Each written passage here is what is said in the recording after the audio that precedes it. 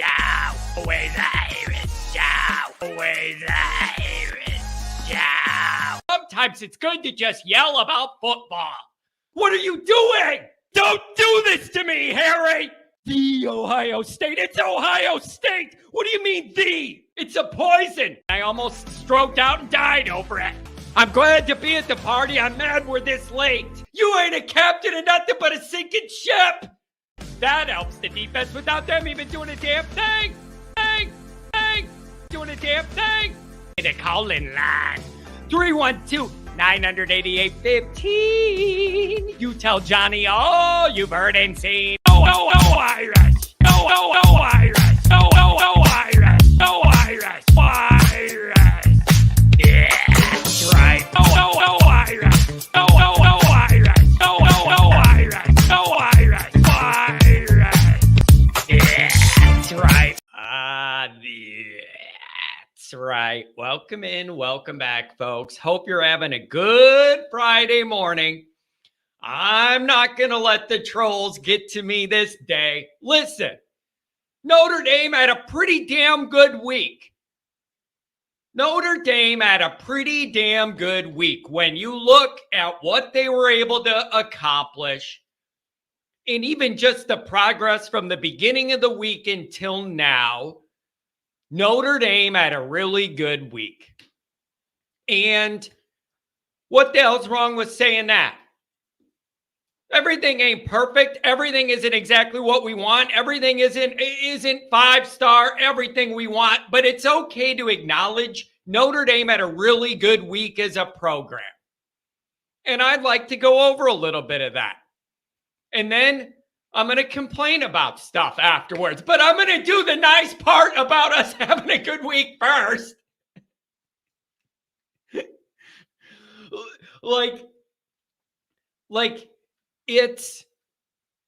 It's okay to say, while it's a work in progress, Notre Dame had a really good week. And let's go over some of those moving pieces, all right? So thank you for being here. We got phone calls already. I want to see what they all have to say. Oh, that's hilarious. Look at this.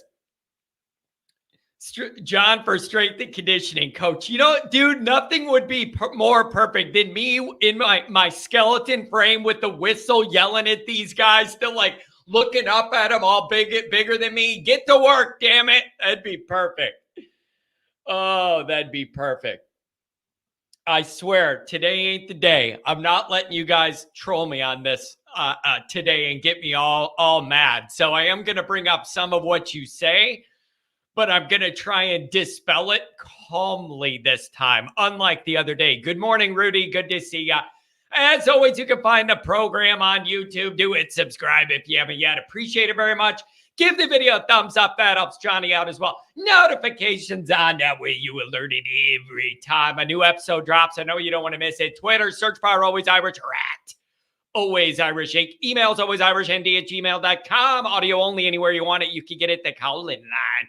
312-988-15. You dial it up. Tell Johnny all you've heard and seen. Instagram, Facebook, all that. Always Irish Inc. USA Today, Fighting Irish Wire. If you want to read about it and not see my face, I don't blame you. Patreon.com/alwaysirish. Former Notre Dame captain, leading tackler. By the way, I'll mention it every time. It's important to me. Mike Goolsby and myself breaking it all down behind the paywall. Ooh, the sources are coming in, man. The stuff I hear, there may still be, document this right now at 9:04. Somebody timestamp it. There may even be a couple more surprises. Maybe, I don't know. I don't know for sure. But there may be another surprise or two in store for Notre Dame people. So just somebody timestamp this. And if anything big breaks, remember that I said it to you that to be on the lookout. Maybe, maybe not. But we may have other news. So who knows? We'll wait and see. But if it happens, I'm going to remember what I said at 9:04. And there's a lot going on. All right. So as we get into this, do not forget our lead sponsor, NDSubwayAlumni.com website, just for the Notre Dame Subway alum fans that support the university throughout the United States, throughout the country, throughout the world.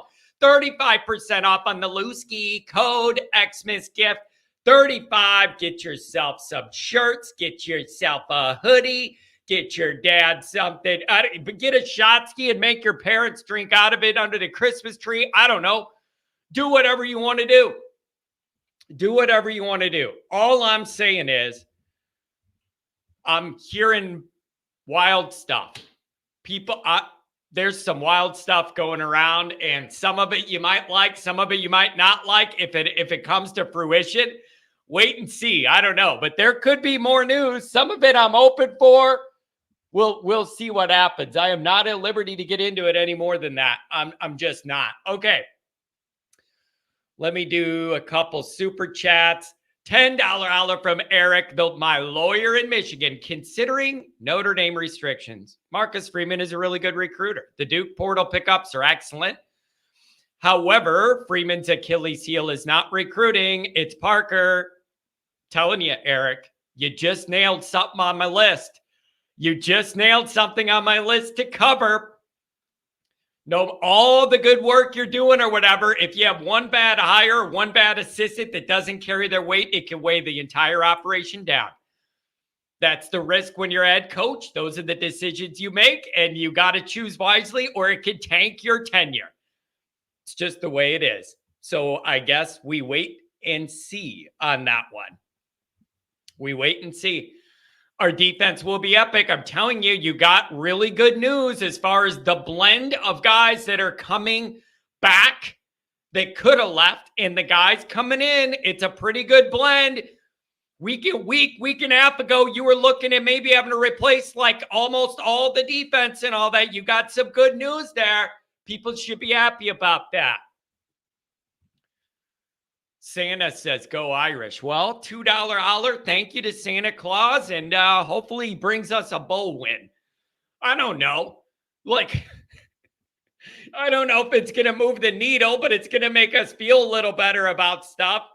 All right, let's do these chats. I'm going to go over a couple bullet points and I'm going to give it to the calls. I don't know what it is about today. People are excited. So we're going to have to move through, give everybody a chance.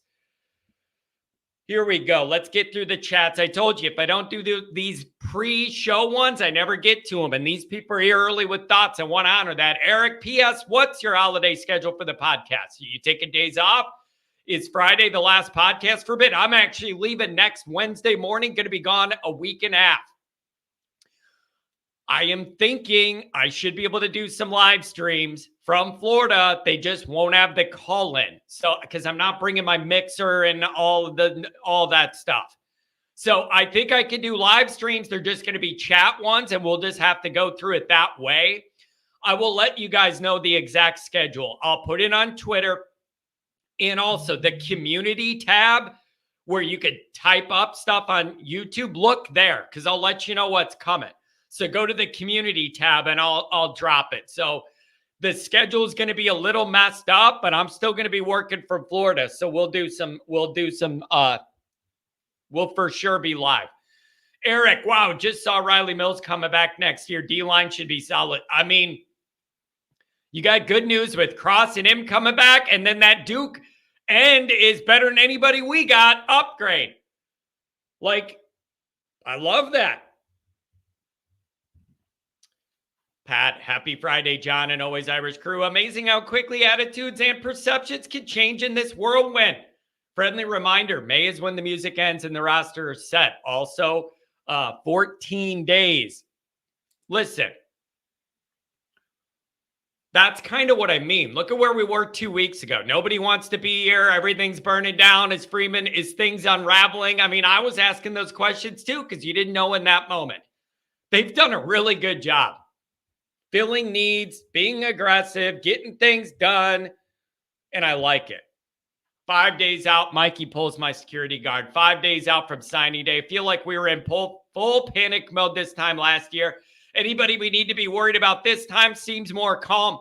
Mikey, I thought of that. It's almost so calm, it's giving me anxiety. I am not hearing about any smoke about flips on that day. I'm not hearing any of that, and we'll just hope that that remains. Luke, I feel like if Notre Dame loses the bowl game, no matter how it looks, Freeman gets a pass. No, he's not going to get a pass. It's never okay to lose any games. But if they do lose, there is going to be a certain amount of people that go, I don't know what do you expect when everybody opted out and your line and everything's opted out and it's all backups? What do you expect to happen? That's going to be a narrative that's going to annoy all of us and me. If there's a game to be played, find a way to win it. Find a way to win it. The other team has a lot of opt-outs too, including their coach and their conference. So that's not an excuse. Find a way to win the game. C. Jones, if Freeman's going to be criticized for in-game decisions, justified, he also needs to be praised for his work on the recruiting trail and portal. 100% fair. 100% fair. Criticize where it's due and give kudos where it's due. I don't know why that's so hard. I don't know why that's so hard. Why can't people accept you can be a Freeman supporter and want him to succeed, like his personality more than the guy before him and all that, and say he's got to get better at stuff? People don't like it when you say that. It's like if you're a Freeman guy, that means you have to accept everything he does and it's all perfect and that you're not asking for changes. Open your mind a little bit to the concept. Both things could be true. You want him to succeed. You want him to be the guy. You love him and his personality, and saying you got to get better in-game coaching. You got to make sure your assistants are doing a better job. All of that is true. And it's not contradictory. That's not flip-flopping. That's not being a hypocrite. It's being a mature adult. You could support the guy while acknowledging he's got to get better at his job. Both of those don't stand in contention to one another. They work together. Man. Now, Luke, I will agree with you on this one. I will agree with Luke on this one. This has been pissing me off for about 25 years in a row. Yeah, C. Jones, we're sitting at 10 right now, so when it's all said and done, we'll be 15 to 18 overall. I call that a great job in winning recruiting. I'm going to give Luke credit on this one. That is one of my number one things I hate about recruiting. Early, Notre Dame's always like 7, 8, 9, whatever, and then we sit there and feel good about it. On actual signing day, drop like a rock, 15 to 18, and then I get mad every year. Every year, but that's what happens when you're not in the mix for those later kids after the new year, where they're like heavy star guys. They change a lot. I agree with Luke. That drives me absolutely insane because everybody makes a big deal about being 9 and 10 now. And then on actual signing day, you drop down almost near 20. And then I say it ain't good enough to get over the hump. Sorry. Like, I don't have patience for it because it's fake to be celebrating like the top 10 now. When it matters, you're going to end up at 18. And I don't want 18. I want 8. So I do agree with you on that one.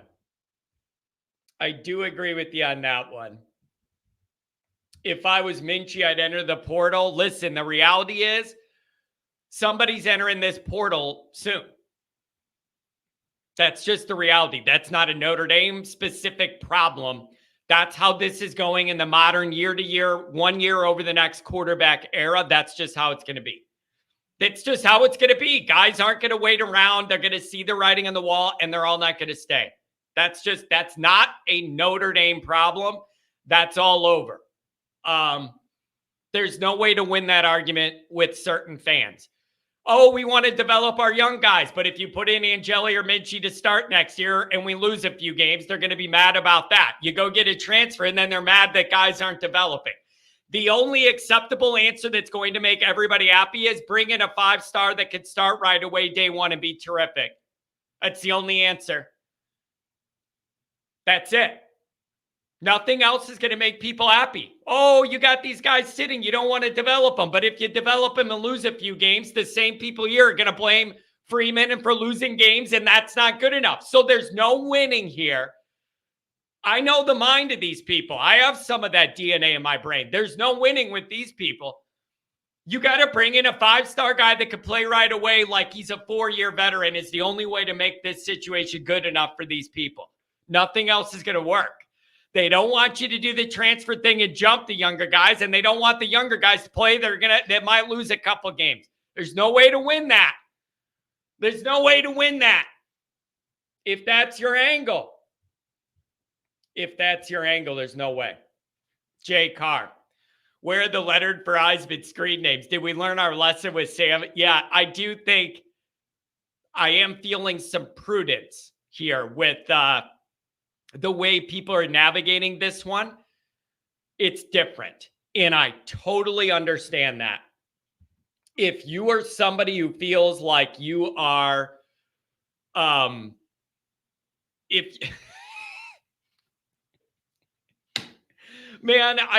some of the stuff you guys put in this chat, I'm not even going to go there. I'm sorry. It's just, I don't understand what do you guys want to do? Covering for Freeman's decision to bring in a terrible, overrated transfer. Man, this shit's tiring. Go away then. Go away then. I want you to tell me the correct answer. Tell me the correct answer. You guys are all sitting there complaining. Give me the answer. If they start one of the young guys next year and Notre Dame loses three games because of it, you're all going to have a stroke and say Freeman has no idea what he's doing. If you bring in an older guy and you start him, you're not going to like that. One of the young guys might transfer and you're not. I don't understand what you want. Tell me what you want. Like, give me the quarterback solution that would check all the bases and that you would love. And the other reason this whole discussion is funny is we went over it the other day and we lined up all of the Kelly era quarterbacks and then the Freeman ones. No one could argue it's night and day in the overall quality of those groups. So are some of you people pining for the old days of Kelly's quarterback situation or what? I don't know.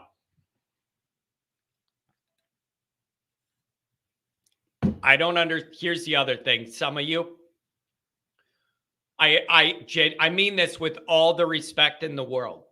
I have no idea the love fest with Steve Angeli. I don't know why that's a thing. I don't understand how you think you've seen enough out of Steve Angeli in cleanup time for some of you to decide that he's the starter. I just don't understand that. I don't understand that. I'm not saying that he's not good or anything. I'm just saying I am surprised that some people think that he should be the starter off what we've seen in cleanup duty and blowout games. I don't get it. I don't understand that. I haven't seen enough to have that confidence at all. I just want to see more. So I don't know. I don't get that. The Ohio podcast. Good to see you.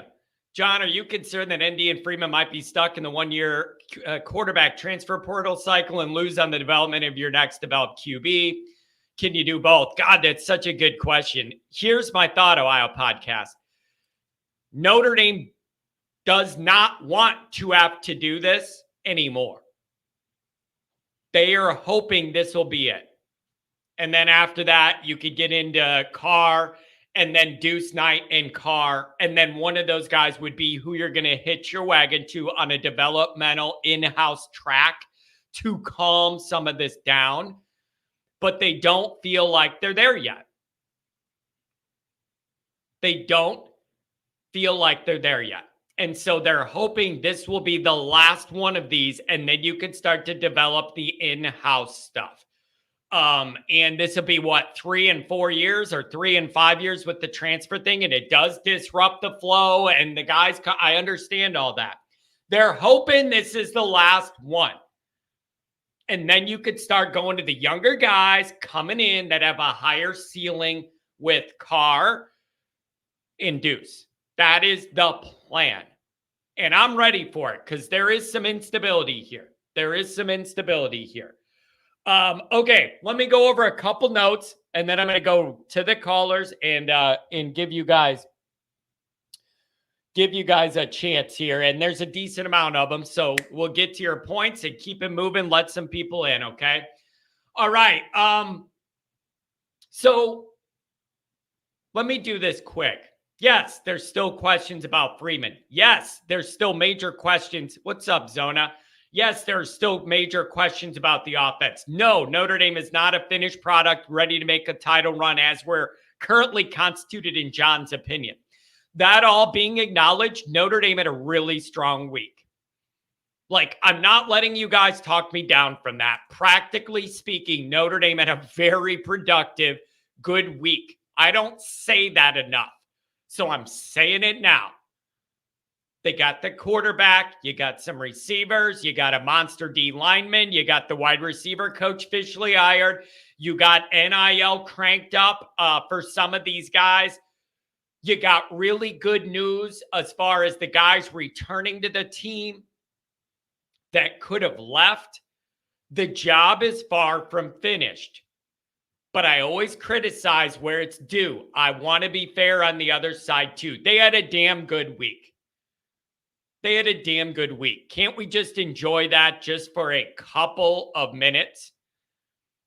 Just a couple minutes before we worry about everything else? And now that moment's over. I'm still nervous about Parker, man.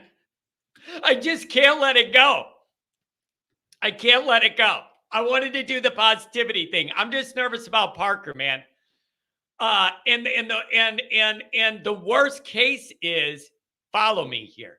The worst case is everything looks bad and it all goes bad. The worst case is Parker doesn't evolve, but Riley Leonard's skill set makes it all look better. And then Parker gets an extension and then we're all locked in this longer, but it isn't because Parker developed. It's because you have a little bit of a better offense because the quarterback can do more and cover up for it. That's it. So, yeah, I'm nervous about that. And like I said before, you guys, I don't know. There could be more news coming somewhere down with any of this. I don't know. Wait and see. There could be more news with a lot of stuff going on at Notre Dame. The things that I hear day to day are wild. They're wild. And so I don't know, you guys. It's okay to say we had a good week. All right, there's a bunch of callers. Everybody's excited today. Let's see what we got. 419, you're on the line. We got a bunch of callers. Get to your main points. What's going on? What's going on is I'm feeling pretty good. I'm telling you, man, Notre Dame had a really strong week. They got good return news of guys that could have left, done a good job in the portal. I'm just saying it's okay to give credit once in a while. It was a good week. Yeah, I don't get what a lot of people are bitching about Riley Leonard, and I'm pretty optimistic on what I see. Like watching his highlights, I think he looks like kind of like a baby Josh Allen. Listen, I think that his size and mobility alone are going to provide this offense more options. That gives me comfort that it would help if Parker's still a problem or doesn't evolve or whatever. At least you got a guy that can maybe run a little bit and make one play into two. Like, I know that's like a low-level bar, but I just think his skill set is going to open up the offense more than Sam Hartman's, and that's encouraging to me. Is that not fair? Oh, yeah. I think like the RPO and like the short yardage downs are going to be no problem at all. And then, you know, with getting these wide receivers fixed,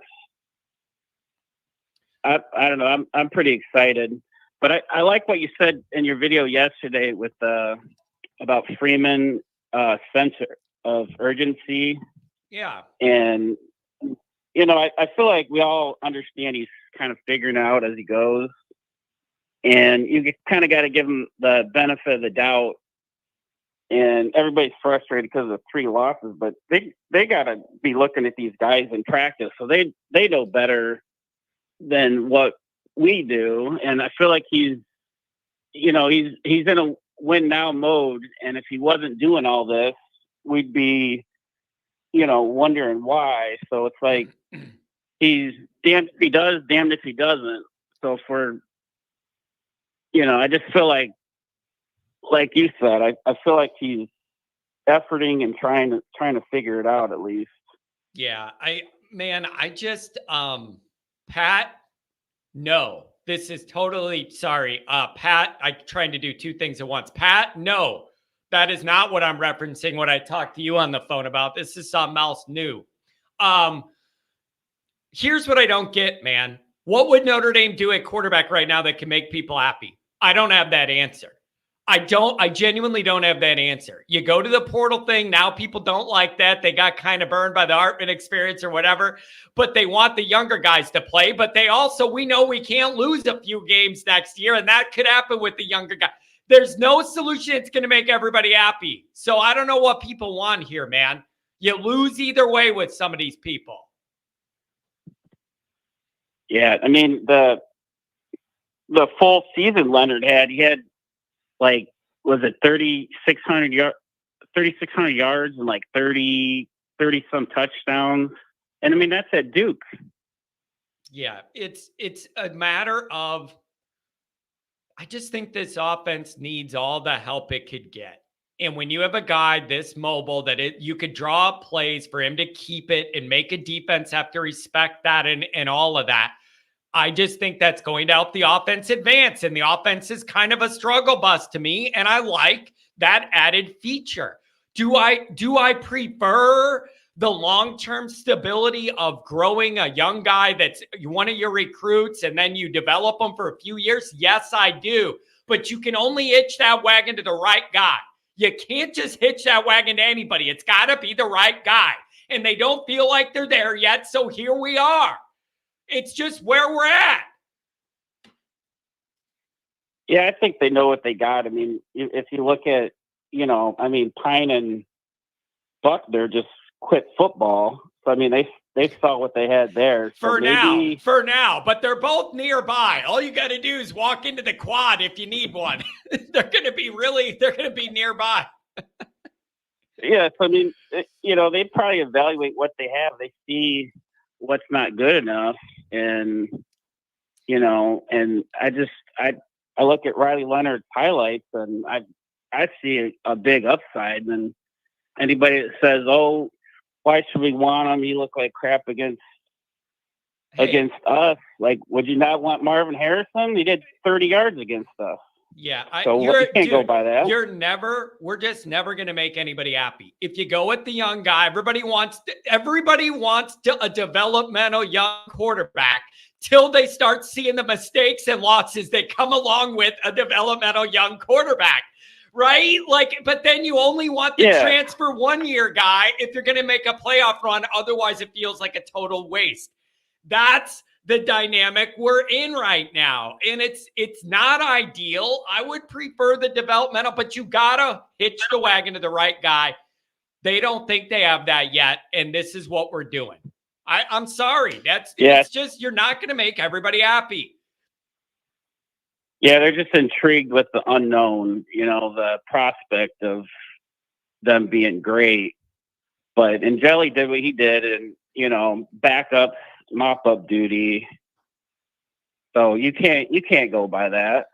Yeah, I can't believe I want Angeli to succeed. I like the way he runs the offense and he looks poised and under control out of there, not overwhelmed and all of that. I love all that. But in no way have I seen enough from him in the real game action for me to be like, yeah, I think that should be our starter. No, and that's not a knock on him. I'm saying I haven't seen enough to make me think that in my brain.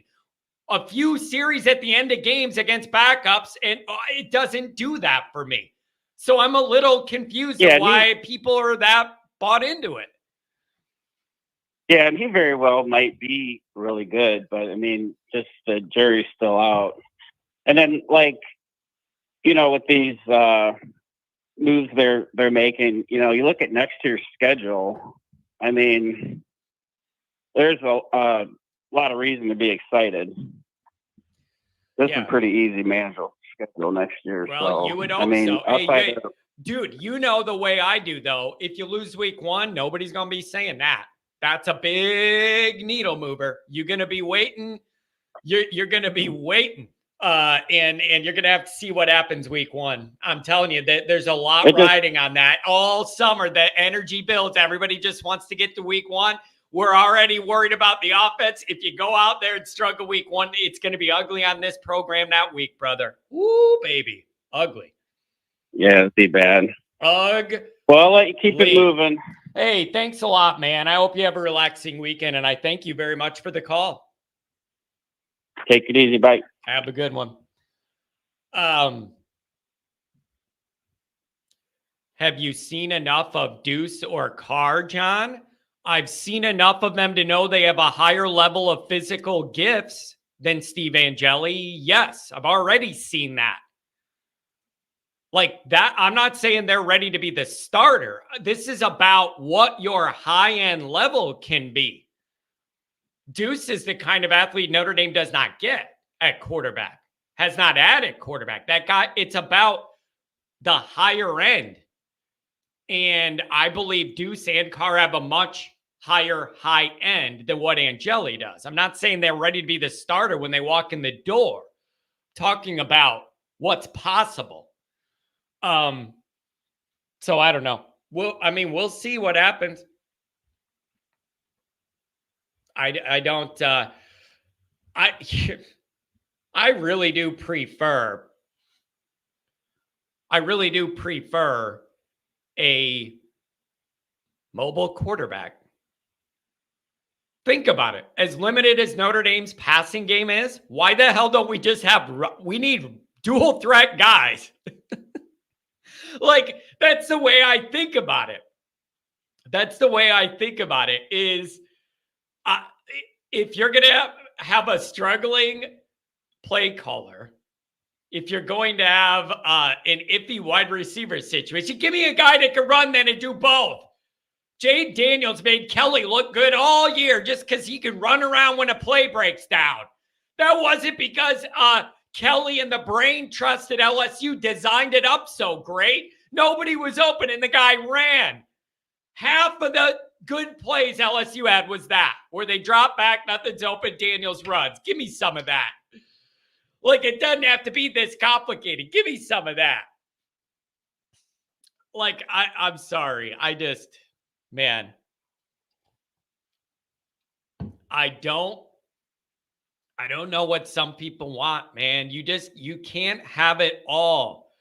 You can't have it all. And a lot of these complaints are like, I don't understand how anybody complaining about anything that Freeman has going on couldn't complain about every single day of the Kelly era then. The Kelly era was capped. Glass ceiling. No matter what you did, you were never getting past a certain level. It was just capped. And you knew it was there. And it was always there. And every year you thought it would be different. You were proving it wasn't different. There was always a ceiling on what it could be because the way Kelly recruited and operated. It didn't matter if they went 12-0. Then you were losing in the play. Like, there was just a wall you weren't getting by. This is being built different. It could crash and burn, or it could get us to a higher level. But after over a decade of doing it the other way, and the biggest bowl win was Camping World Bowl, I'm ready to see something else. It's unbelievable. Some of the people that will go into a bunker for Kelly, and in over a decade at Notre Dame, the Camping World Bowl is his biggest postseason win. I don't understand it. I don't get it. 330. What do you know? Good morning. Good morning. Yeah, the Macho Man is finally on the line with the always Irish John Kennedy. Yeah. Oh, yeah. What's going on, man? Man, nothing. You know what? I can't take this whole Riley Leonard comparison to Ian Book because I like Riley Leonard. I did not like Ian Book. The dude couldn't throw over the middle. He couldn't read a defense. Yeah, he could run around a little bit, dance a little bit, make somebody miss. And what did he do? He choked in the big games. If Sam Hartman actually had a decent offensive coordinator that could call a play-action play, when we have 5 freaking running backs that could start for every Power 5 conference team in the NCAA, then there's a problem here. And I'll let you answer it and take it off here. Thank you, John. I just, wait, hello? Are you still? I wanted to ask him something else. But I do appreciate the Randy Macho Man Savage there. Dude, you guys are driving me nuts. I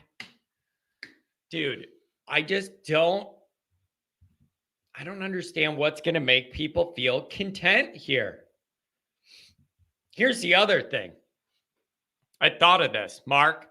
When Joe Montana came to ND, he was 5th string QB. Look what you would do to him or whatever. He would be gone in the modern playoff era. Like Joe Montana ain't waiting around to be a 5th string dude. He's out of here.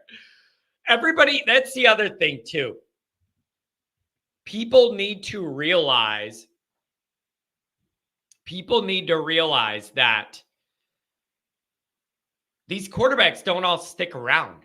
I don't know. Why do people expect them to stick around more than like other positions? Nobody makes a big deal when the backup linebacker or whatever doesn't stay, but these quarterbacks are not all going to stay. Is it just because they're quarterbacks that we get extra attached to? They're not all going to stay.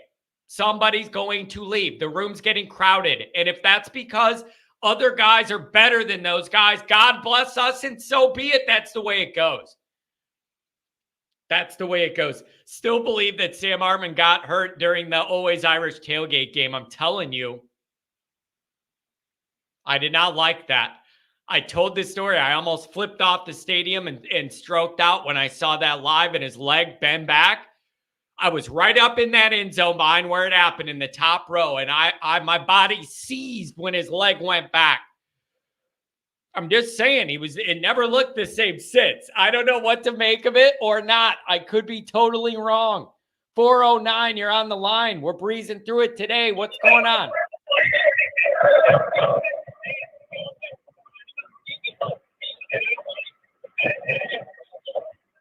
409, do I got you?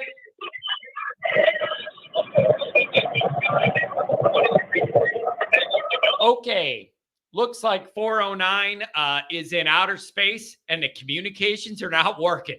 Sounds like one of those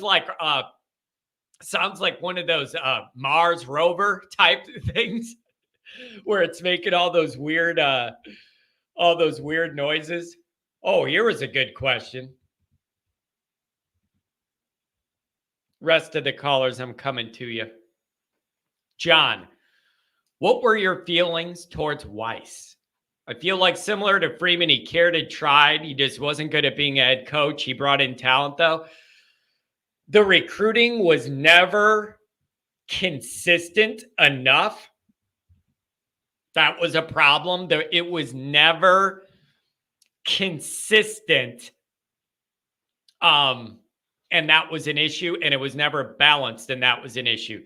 The other issue is Charlie rubbed people the wrong way with his personality. He just did. Rolling in there with his big rings, and I decided schematic advantage, all of that. He just kind of rubbed people the wrong way.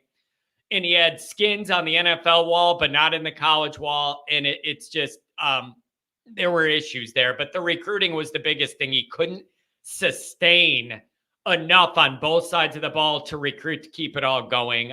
And then the problem is Kelly had some of it too.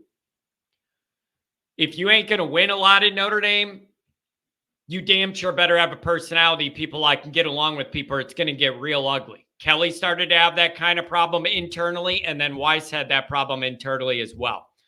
I mean, if he could have like good defenses at all, maybe things could have been different, but he just could never field enough on that consistently on that side. But again, there was an arrogance with Weiss that came out, and there was just something about him. Once you started getting some losses, then that all that confidence and talk, that all gets used against you if you don't win enough. That's the issue. Oh, this is a good one too. This is a good one too. My main issue with Freeman is in-game coaching and getting the team ready for road games. Everything else I give him kudos for. Those are big things though. Tex ND. He's doing well at what he's best at, which is like the talent part of it and building relationships. And I don't care what anybody says, that the talent they're bringing in does look different. I know you're going to bring up, we're going to end up number 17 or whatever. They're doing a good job of identifying guys that can play and contribute. And the roster is getting longer, faster, and more athletic. That is a fact. That is happening.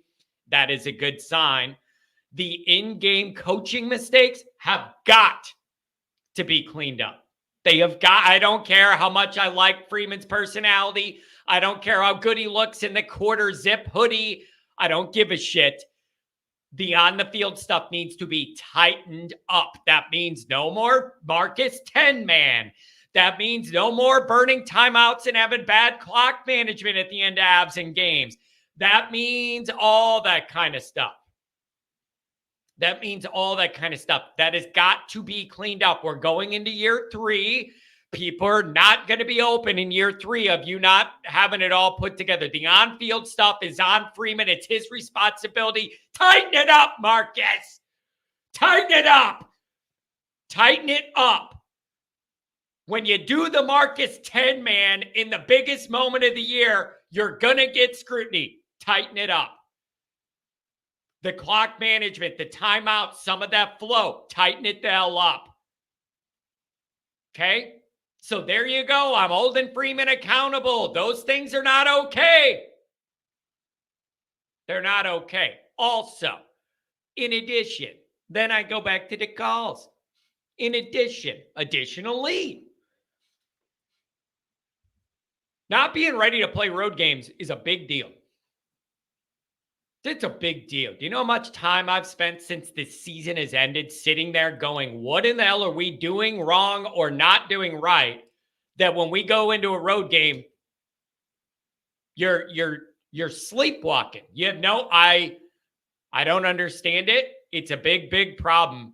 And the issue is when you go on the road in college football and you are Notre Dame and everybody wants to take you out, you're getting everybody's best shot, and we all know it. You're getting everybody's best shot. You cannot afford to sleep until the second quarter and decide to wake up. Too late. Too late.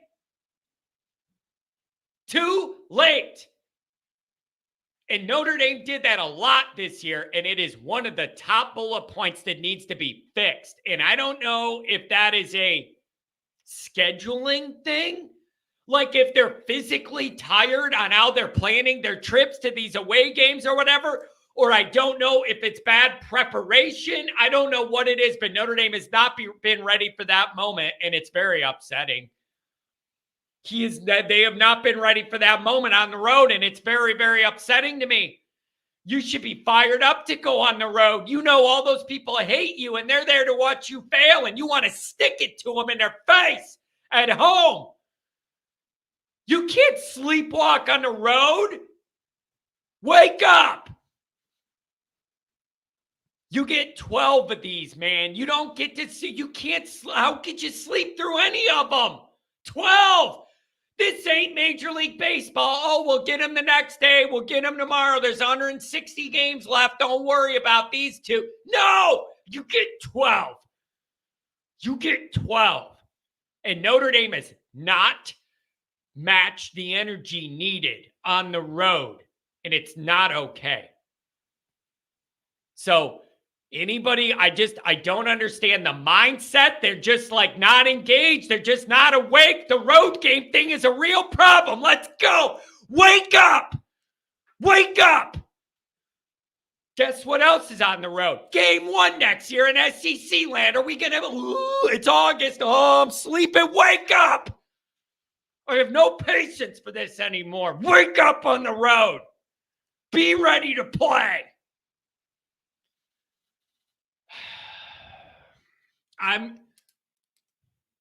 It's just not okay. It's not okay. You showed a lot and you just couldn't overcome it. You can't expect to overcome it. Wake up. When Indy goes 9-3 next season, it'll be fun to see what y'all say. I'm going to say this sucks and I'm mad. What do you think I'm going to say if they go 9-3 next year? Good job. You missed the first playoff. Awesome. I have no idea what you guys are talking about. If you go 9-3 and miss the playoff next year, that's not okay. That's not good enough. Everybody's going to be mad.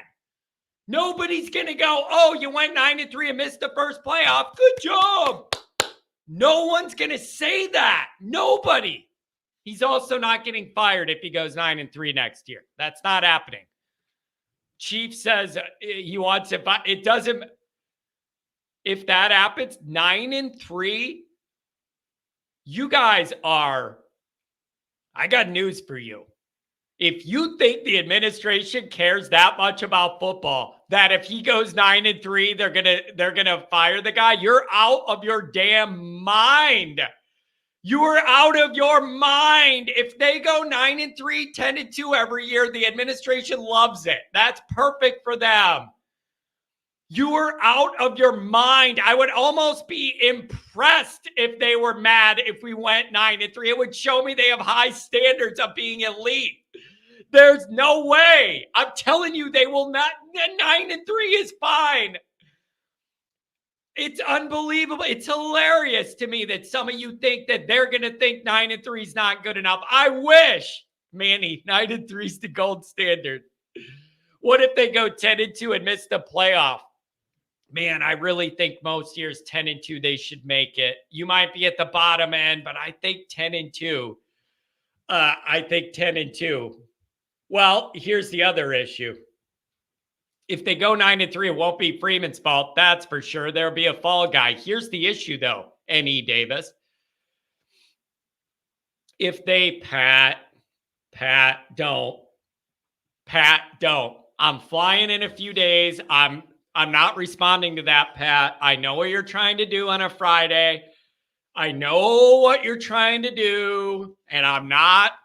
You're going to get me in a lot of trouble. Don't do it, Pat. I'm ignoring. I'm telling you directly, I saw your chat, and I'm ignoring it because you and I both know that's going to be bad. Okay? N.E. Davis. If they go 9-3, it won't be Freeman's fault. There will be a fall guy. Here's the issue with that, N.E. Davis. The issue with that is the fall guy is the guy that it looks like Freeman's doubling down on. So therefore, he cannot be the fall guy, right? Going right back to the phones. But follow me here. Follow me here. If there's a fall guy and we're not good next year, I have a feeling it's going to be an offensive problem again. The issue is Freeman's doubling down on Parker. I could have said last year, Parker's the third option. Freeman didn't want Parker. That's why he asked two other guys if they wanted the job before Parker. He was number 3 at a minimum. Number 3. Okay? And so I could say Notre Dame, messed up the Ludwig thing or whatever, and Freeman got backed into a corner. I could use that year one. Now that he's doubling down on it, Freeman does not get that excuse at all. That's gone. That's gone. Yeah, Parker will be the fall guy, but it's like this one's on Freeman in a way last year wasn't. When I know the administration dropped the ball on Ludwig and ruined that. Now it's a choice. He got backed into a corner last year with no good options at the last minute. Now this is an active choice. So if it goes bad now and Freeman doubled down on it, that is 100% on Freeman. And you're going to say you saw the numbers against the good teams and you chose to double down on this. That's on Freeman. That's on Freeman. You guys are outrageous, Pat. I see what you're putting in there. I don't. If we're doing this where we're doing the bigger plane seats for bigger people on Southwest and we're doing all that and whatever, I want to pay less for my ticket. I want to pay less.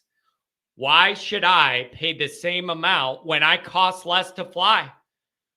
Why should I pay the same amount when I cost less to fly? I fit in the seat assigned to me in one piece.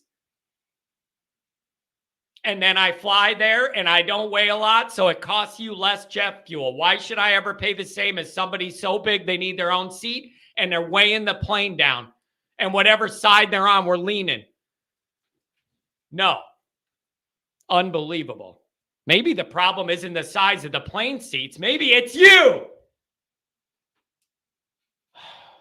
Son of a gun. Unbelievable. 618, let's make it great. What's going on today? Hey, John. Yeah, we had a great week, man. We had a great week in the portal, man. That's what I think. You know, people are bringing me down, man. They're trying to bring me down. They won't let me just enjoy anything for a couple minutes. Nothing. Man, I'm thinking that, man, you know, like I said the last time we spoke, man, that this might be the quarterback that Parker wants, and that he might be able to run the offense that Parker want to run. And, you know, maybe this is the year that Freeman say, hey, man, we tried it like we did it with Tommy way, man, but now we're going to your way, and we're gonna get what you need to succeed. Yeah, I just kind of feel like Notre Dame needed to have a really good week, and they had a really good week, and they filled some needs better than what I was expecting them to in the portal. Like the Duke defensive end is like, that's a huge pickup. And then you have the other guys returning, and Notre Dame's defense is looking like it's set up for another strong year when it looked like you could have had to replace almost everybody. I'm happy with that. That's a great week. That's a plus week. Now we get the safety back, man. We get Watts back, man. Bingo. We probably have a top 5 defense next year. Yeah, man. And again, and I don't know what to tell. What do you think about this quarterback thing, man? Nothing's going to make anybody happy. Nobody wants to go through the struggles of a developmental younger guy, but nobody wants to get a portal guy that jumps all those guys either, unless it's going to be elite results. Notre Dame is in a tight spot there. Are they doing the right thing going down the portal path one more time, or would you? What would you want him to do? Man, I'm thinking, man, maybe with looking at this situation, maybe it's more to it with this Marcus Freeman situation, man. Maybe we don't think he's on the hot seat, but maybe he's on the hot seat and he want to win. You know, he almost got to win now instead of, you know what I'm saying, taking the time. Maybe right now he don't have time to develop I'm telling a quarterback you, though, that don't fit. Yeah, they are. They just seem to be moving it into high gear with the talent acquisition and a lot of what they're trying to do. Some of what I heard is going on with NIL excites me behind the scenes. Like that's not a hurdle like we thought it was going to be. Like a few years ago, the NIL is not a big hurdle for Notre Dame anymore. They could get what they need for who they need if they want. Like, I'm seeing things change that are positive. But the problem is it all has to result in wins. It doesn't matter any of the other stuff and all that. Ultimately, it's got to end up on that win and loss ledger, man. Yeah, and I think, man, like I said, man, I think Marcus Freeman, like, hey, man, I don't have the time right now to develop a quarterback that don't fit the system that we want to run. Yeah. You know, I mean, I appreciate Carr, I appreciate Minchie, I appreciate Angeli, but man, we also got to think, man, those was Tommy Rees's guys. Yeah. You know, right now, you know, Deuce Knight, I think this is the bridge, man. I mean, I think the writing on the wall is for Minchie and Carr, man, because this guy, if he looked good in the offense that they actually want to run with the RPO and all that, I mean, that bridges the gap to Deuce Knight. Yeah. It doesn't bridge the gap to Carr or Minchie. It bridges the gap to to Deuce Knight, which might even when Deuce Knight walk in the door, if they still here, man, might push Deuce Knight ahead of them.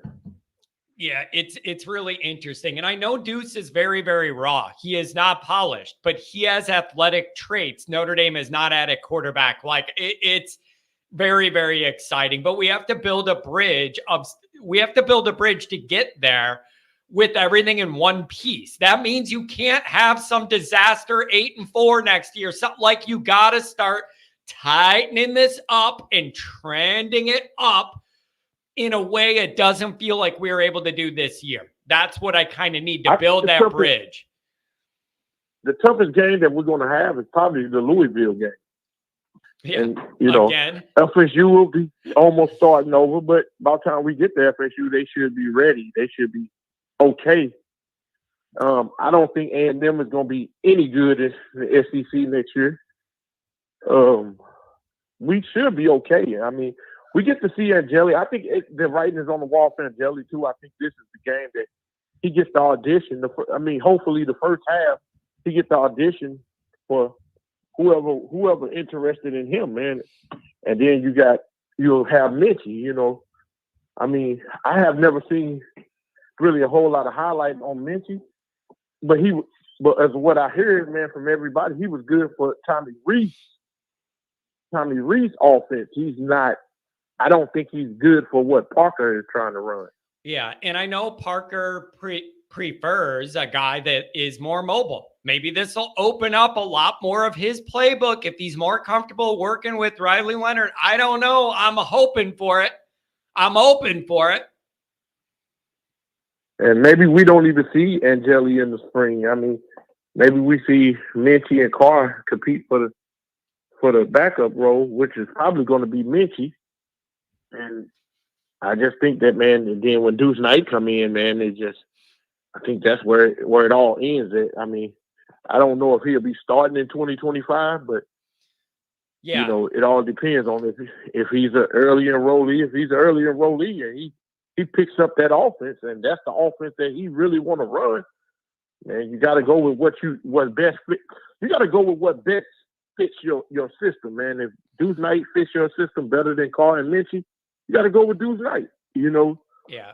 If Carr show you that he got a ton of athleticism and he fits your system, you got to go with Carr. Maybe Minchie got some hidden athletic trait that we don't know nothing about. Yeah.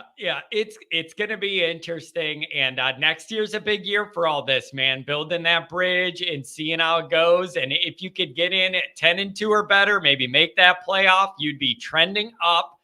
I don't know. But overall, do you agree? The roster's getting better, man. The roster is. They're getting more athletic. They're getting deeper. They're getting faster. I know everybody wants the 5 stars, top 5 recruiting class. I'm telling you, regardless of where they land in those rankings, that roster is getting better. It is. Yeah, and it really is. I mean, I think we turn around.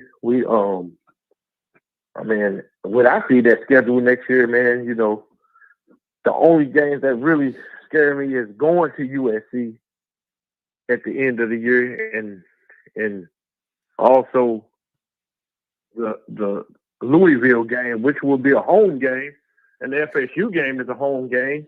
Yeah. The Louisville and the USC game is the only two that scare me. Yeah, the USC game is on the road. Maybe if the Louisville game's a Super Bowl again, maybe we'll be invited to it this time, since we had no interest in playing in last year's Louisville Super Bowl. It was very, very obvious. One team wanted to be there and be fully engaged. The other had no interest, and that really upsets me. It really upsets me. Yeah. We were not ready to play in that moment, and it is unacceptable. I wouldn't be surprised if they go 8-4, and I wouldn't be surprised next year if they go undefeated. Yeah. This is just one of them years. Then it's year 3, man. We know what Notre Dame coaches, the coaches that we love, we know what they did in year 3. I mean, Lou Holtz, Yeah, it's going to be a big one. And the guys before him. It's going to be a big one, and it lines up with the new playoff. It's a big year. 10-2 is the bar, man. I think you get in the playoff if you're Notre Dame at 10-2, and that's the bar from now on. It's 10-2, make the playoff or better is the bar of success or failure from now on. That's it. And I can't wait to see Price and oh yeah and Love in the backfield together. Man. Yeah. This offense should be loaded this year. Oh man, here we go. Should be a whole lot better. Go. Yeah, better. Oh man, you're getting me. I'm getting anxiety just for even thinking about believing that and buying into it that the offense could be more exciting and all this stuff. Oh man, it should be loaded, John. But man, yeah, it is Notre Dame, man. Yeah, you never know. Notre Dame still. Yeah, you never we never know what might go on. Yeah. Oh, hey, man. Thanks for the call. Have a good weekend. All right. And you too, man. Take care, buddy. Keep calling in. I love it. That guy calls all the time. He calls all the time. Look at this from Blyberg. John wanted to pay over $5 million for a Mormon. One, I don't understand what him being a Mormon really has to do with it. And number two is, why are you speaking as though I would be paying the $4 million? I'm just wondering. John wanted to pay what? Since when do you care where all the millions and millions and millions of dollars sitting around Notre Dame go that you and I have nothing to do with and didn't have to earn or donate? I never understood that. I'm not paying $4 million. It doesn't make any damn difference to me. Like, Notre Dame has plenty of money. The last thing I'm worried about is Notre Dame's finances. Seriously, people wipe with gold toilet paper in the Dome building all week. Give me a break. Like, seriously, is that a concern? You look at all Notre Dame has and all the money, and you're concerned about them spending $3.5 or $4 million. Oh my God, you're not paying it. It ain't my money. What do you give a shit where the money comes from? Some old boy died and left $80 million in his will to Notre Dame or whatever. What does it matter to you? Who cares? Give me a break. Yeah, I called it the Dome building. The building with the dome on it. I'm sorry. Is this better for you? I'll be more. The Notre Dame administrative building where they make all the decisions on if Rudy can get into school or if he's too dumb. The administration building. The Dome building. Man, you guys, I need to break. I need to get down to Florida and I need to just soak like 20 beers in the pool with me and not move for a week. Seriously, you guys crack me up. The Dome building. Oh, I'm sorry.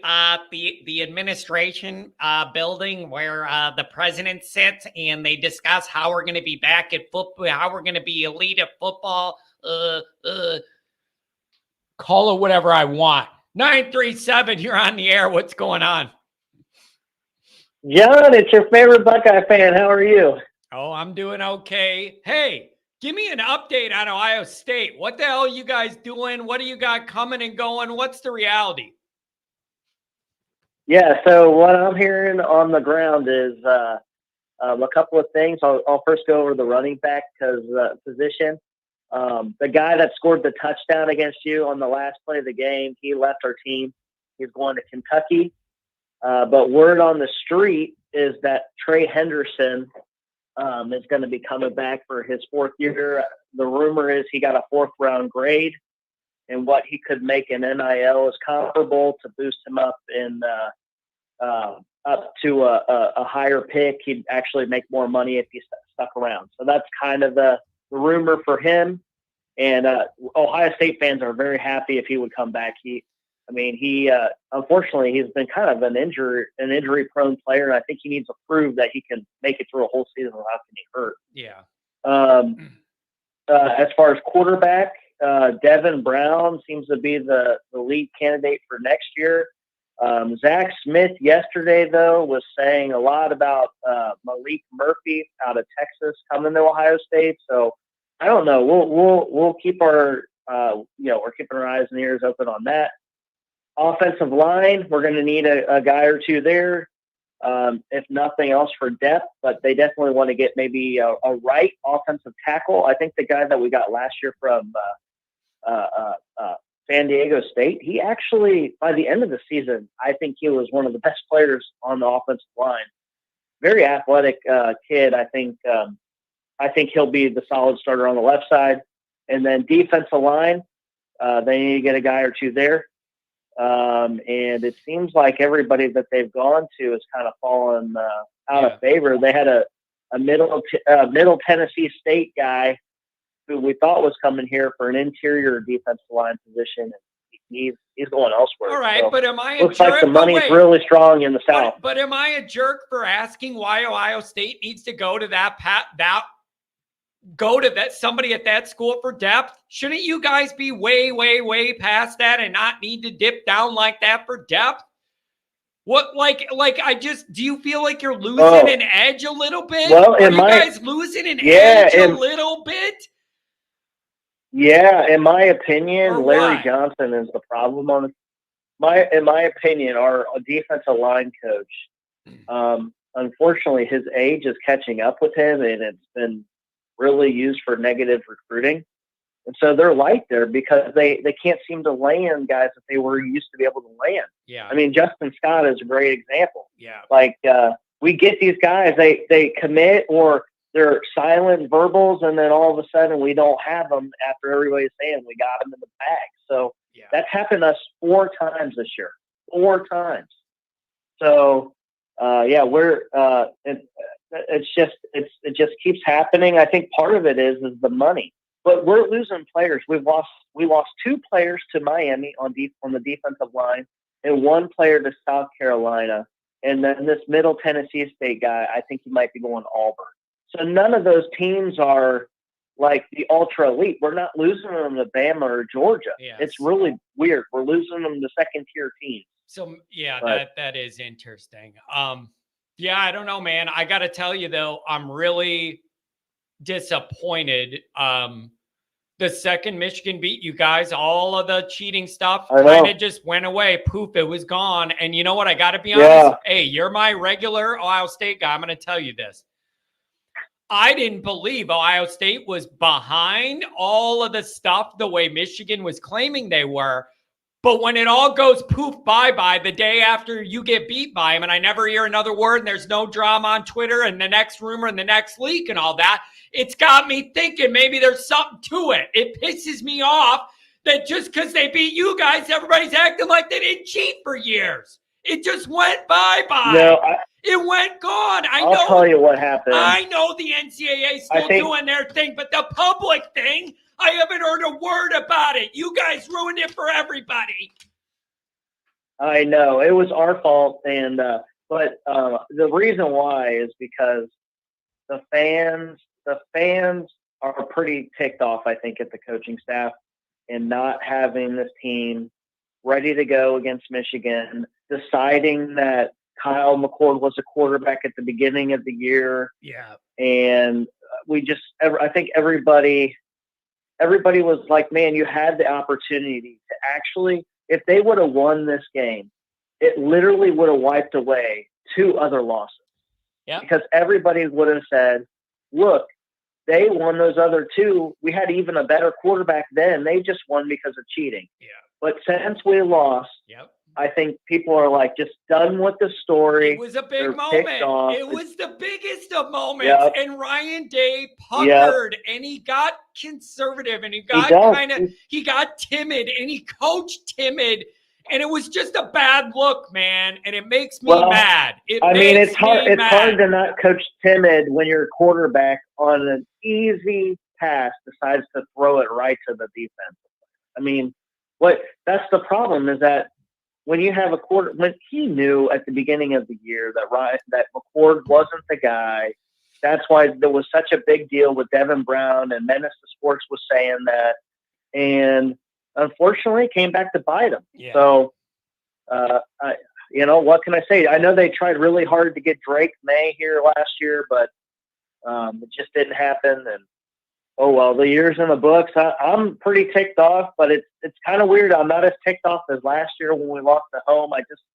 I think everybody just feels like if Ryan Day doesn't win next year, then he's done. He's not going to be the Ohio State coach, even if he makes the playoff. I mean, I just think that's how people feel. So, Man, that'll it's be unfortunate. It's unfortunate. Yeah, that'll be interesting. Anything else, man? Thanks for giving me an update. Appreciate it. Yeah, I just want to wish you a Merry Christmas. I'm not sure if I'll be on your show next week, and good luck. And everybody buy the merch if you're not a Notre Dame fan, but you listen. But you got, I mean, a lot of people listen to your show because they have family members who are Notre Dame fans. So, buy something for your family members. And thanks, John. You're doing a great job. I just love how you're just so passionate every day. It's awesome. Hey, man, thank you very much. I appreciate that support, even from a rival team, my friend. Thank you, and happy holidays. Be safe. Have fun. Have a good one. Talk to you soon. Take care. I'm telling you guys, I say it every day. I want to not like him, but he's always too nice. I can't not like a guy that's that polite and nice and has nothing but good things to say about me. It pisses me off. I want to dislike that caller, but he's just too nice. I can't do it. It's rough, but I like him. Luke Holtz. John, are you going to crash any Gator parties like you did the LSU family when you were drunk? I was not drunk. I was on starting beer 2 that day at like noon when that happened. And I scared the hell out of that family. I absolutely scared them. The women were like hiding the children. Like you would think I was attacking their table. The women were like literally shielding the children when I was running my mouth, and I wasn't even rude at all. Just said, I'm a Notre Dame guy. I wonder what you think of Kelly. They all acted. I think they maybe do live in a swamp because they were acting like this family was acting like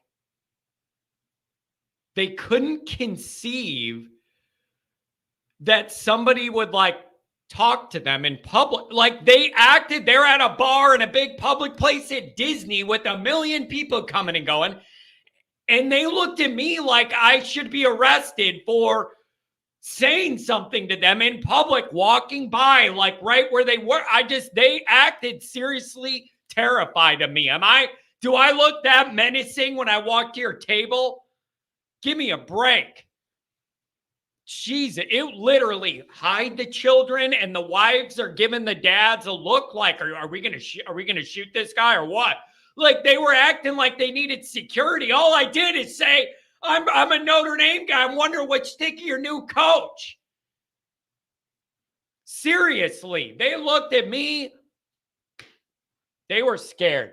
They were legitimately, that family was scared of me. 309, you're up on the line. Let's have a good time. Hey, what's going on, John? Happy Friday. Yeah, happy Friday to you as well. I do feel like Notre Dame had a pretty good week, all things considered. I'm happy with that. Absolutely. I'll take it. And you said something earlier in the show I wanted you to talk a little bit more about. You said that RJ Oben, this defensive end transfer we got, is better than anybody we currently had on the line. I don't really know much about him. Can you tell me about him? Well, here's what I like. I like that you're getting Mills and Cross both back for your interior. But Notre Dame could always use more guys that could get off the edge and hold the edge and get after it. That's a place of need. He could come right in there and be a fixture right away. It's beautiful. It was a big position of need. Who you're going to have coming off the end that could hold the edge and rush the passer, do all that. This guy fits that need, and I love it. So then you get the news that Mills is coming back last night. It's beautiful. So that's shaping up. I love the way that shapes. But he's got a big body of work. Yeah. Big body of work, proven guy, like seen it all, like kind of a workhorse, know what you're going to get. He could just be in there. I love it, man. That is a very important high-level get. Very good job. Yeah. I think I saw you had, 5 sacks last year and a lot of tackles for loss? I think they said, what was it, 14 or 15 sacks in the last 2 or 3 years, something like that. Like really productive player. It's exactly what Notre Dame needs on that edge. I love it. For sure. I mean, it definitely with the way the defense is looking, it definitely gives me more faith going into game 1 at Kyle Field next August, which I'm planning on going to that game. So I'm really excited for that. Man, it's going to be interesting. And so I don't know. Listen, Notre Dame, they're not a finished product. There's a lot of things that got to get better and all that. I'm just saying it for the moment of time we're in. I don't really think Notre Dame could have had a much better week. And I want to acknowledge that. While we always talk about all the things we worry about and isn't good enough, they had a really good week. And I just wanted to make sure I mentioned that today. Yeah, they did. I out of faith going in with the defense coming next year. I mean, as soon as I saw that Kaiser and Mills were coming back, that gave me much more peace of mind for this defense. And then, also another thing I wanted to talk about was Xavier Watts. You had that Ohio State fan on just before me, and it just reminded me of what that idiot Zach Smith said before the Ohio State game. He was crapping on the Notre Dame defense, and he said, "Oh, this Xavier Watts, that guy's an absolute liability in coverage." And then what does he do? He goes out and wins the Nagurski Award this year. Yeah. Really, I mean, what an absolute stud! Really, really good job. And again, it's more impressive to me when it's a guy who struggled early, switched positions, trying to find the field, willing to do all that. That's a big shift, and he did all that and succeeded at it. It's beautiful. Great job. I love it. That is like the perfect test case for it could work out if you do what's best for the team, play where they need you, all that kind of stuff. So I think that's beautiful. Yeah, I mean, he could come back and be a captain next year. Yeah, for sure. Let me ask you this. Let's shift over a little bit to the offense. Happy with the Riley Leonard thing? Happy they went down the portal one more time? Or would you like to see him stay in-house and give the younger guys a chance? Or are you okay with what they did here? What are your thoughts on that? Yeah, I'm okay with what they did bringing in Leonard, because I think that he offers something that Angeli and Minchie wouldn't have. I think that you take what you can get with Leonard going into the 24 season, and then you go into that knowing that you have Carr having, he'll be a second year, he'll be likely a redshirt freshman after Leonard comes in. So I say go for it. I mean, everybody who's preaching about, we need to be developing from within. We need to be developing from within. So you really want to roll out Steve Angeli as your star, or Kenny Minchie, who hasn't even really done anything? Those people are really comfortable with rolling into the 2024 season with one of those two at quarterback? I don't get that line of thinking. I'm surprised by that, because people want it all. They want the younger guy, but they don't want the mistakes that come with a younger guy. Like, you're in the middle of a tight spot. Everybody wants the younger guy to play, but not the mistakes that come with the younger guy playing. So you got to give something to get something at some point. Notre Dame does not want to be a portal quarterback team every single year, but they got to wait till they're comfortable enough with what they have from the young guys to get off that path and hitch the wagon. They're not there yet, and I got to trust their judgment on that, I guess. I don't know what else I could do. Absolutely. Other than worry. No, absolutely. I think that, you take a guy like Leonard, and now I'm not as worried about those kind of mid-tier teams next year as I would be with an Angeli or Minchie. Yeah. It's just, I understand the frustration, though. I want it to line up. I want to have a multiple-year guy that could develop with the other players. I want all that as well.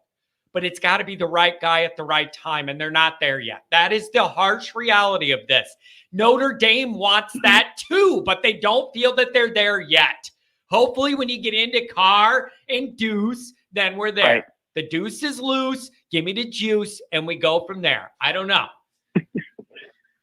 No, exactly. I think that you just kind of have. The way I think the ideal scenario would be Leonard comes in, hits the ground running. Okay, he has a great 24 season, And then boom, Carr takes over the reins, 25, 26, and then Deuce takes over from there. I know, like, anybody who's getting upset about, oh, we need to develop. Well, yeah, no crap. I think Notre Dame, Marcus Freeman knows that too. That's what he wants.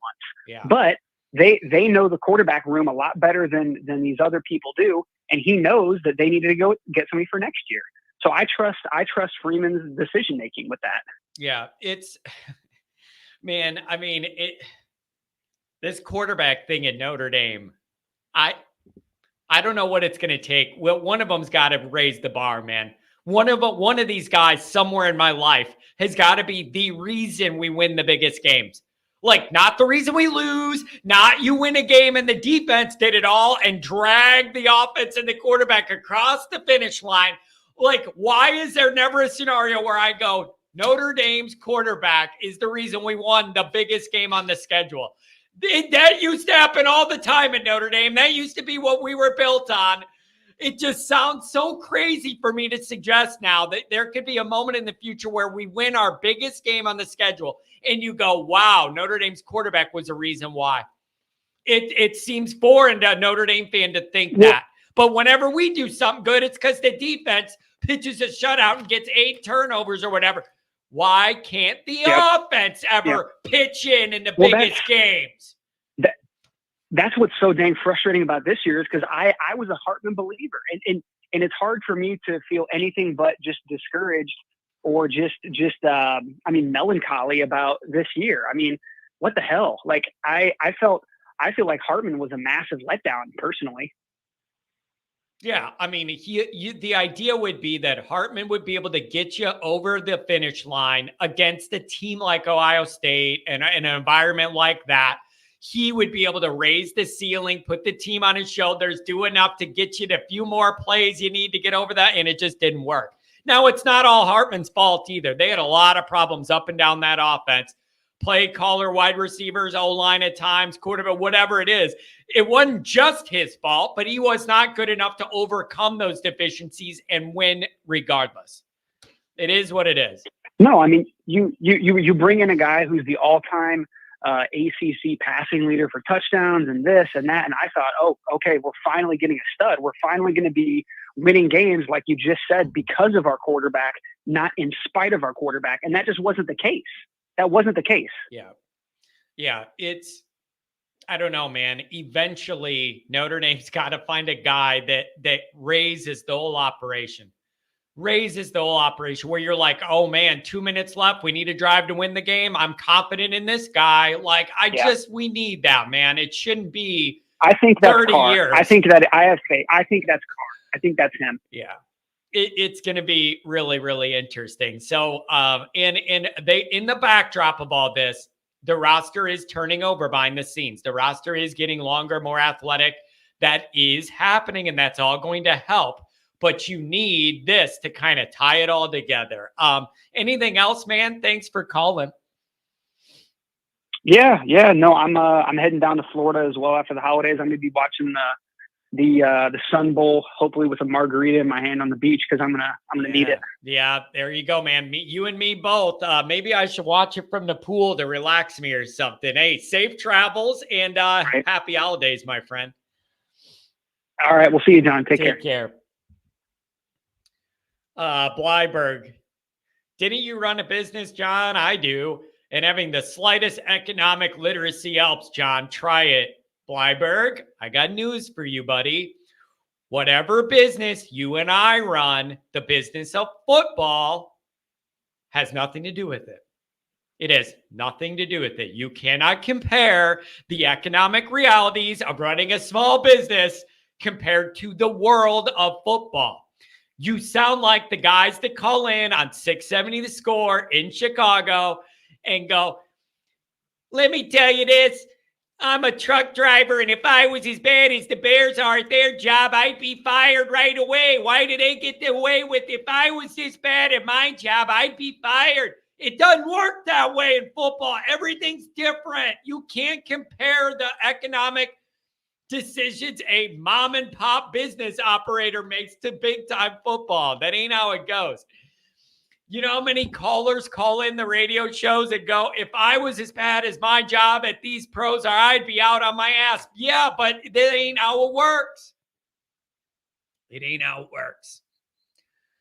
What's the number it'd make me say no? Not $3 or $4 million. Notre Dame wipes their ass with $3 to $4 million.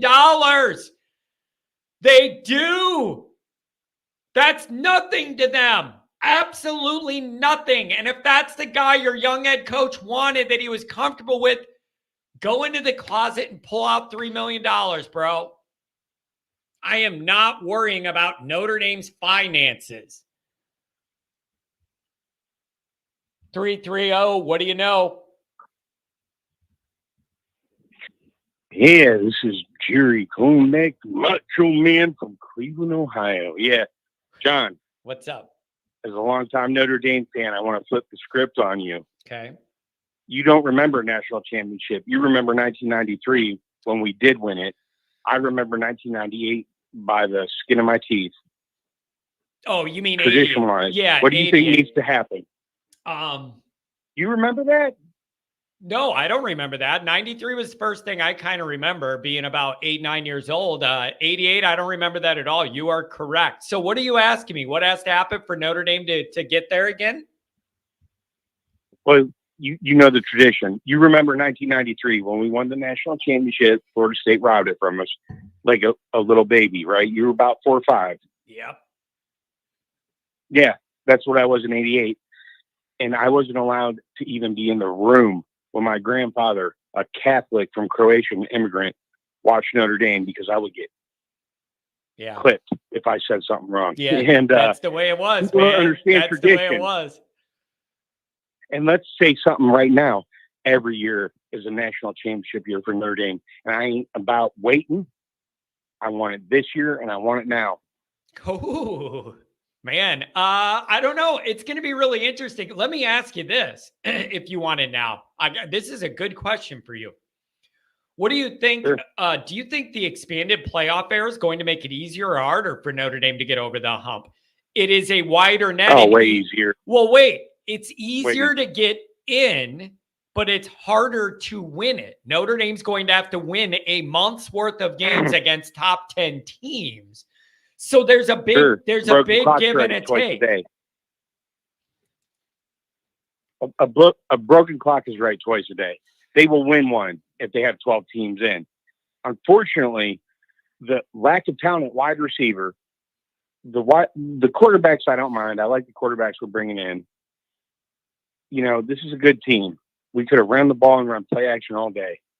It's like that's a peewee football play that was not called in like the second highest sport in America. Yeah. That's a little bit weird.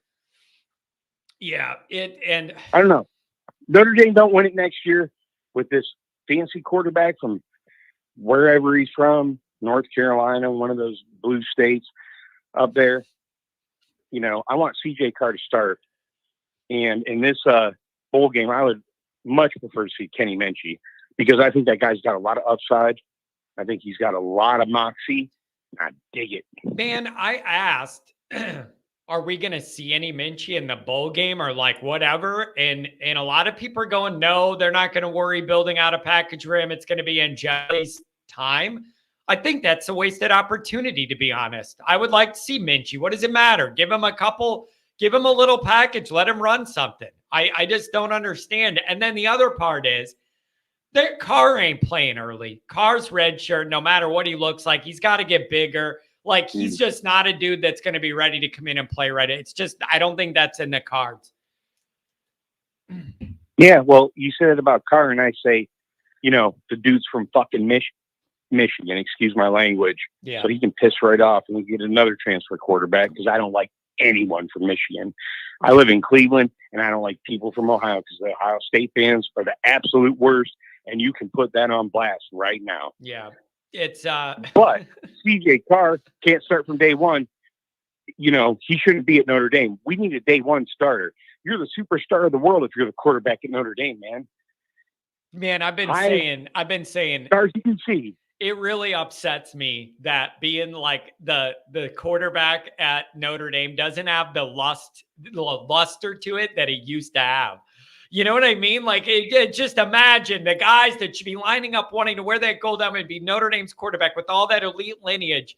And we just don't have that cachet now. And I'm very upset that over time, that position has lost what it used to mean to the country, being Notre Dame's quarterback. Yeah, absolutely. Well, we have a coach now. I like Marcus Freeman like you, brother. And I tell you what, he don't like to play golf like the last few. Mm-hmm. And I tell you what, he's going to bring some nice recruits in here, and we're going to get to the top of the table because we're the cream of the crop. Yeah, dig it. Oh, man, I do dig it. I love the call-ins. You never know what you're going to get. You might get the Macho Man. Ooh, yeah. Anything else, my friend? Thank you very much for touching base. You know, since Lou Holtz, I've been watching, and I think Marcus Freeman is the best coach that we've had, mistakes and all. I support him 100%. And if he has a bad year this year and something goes wrong, you know, if Urban Meyer wants to grind on a couple Midwest girls in South Bend, Indiana, we got a few of them.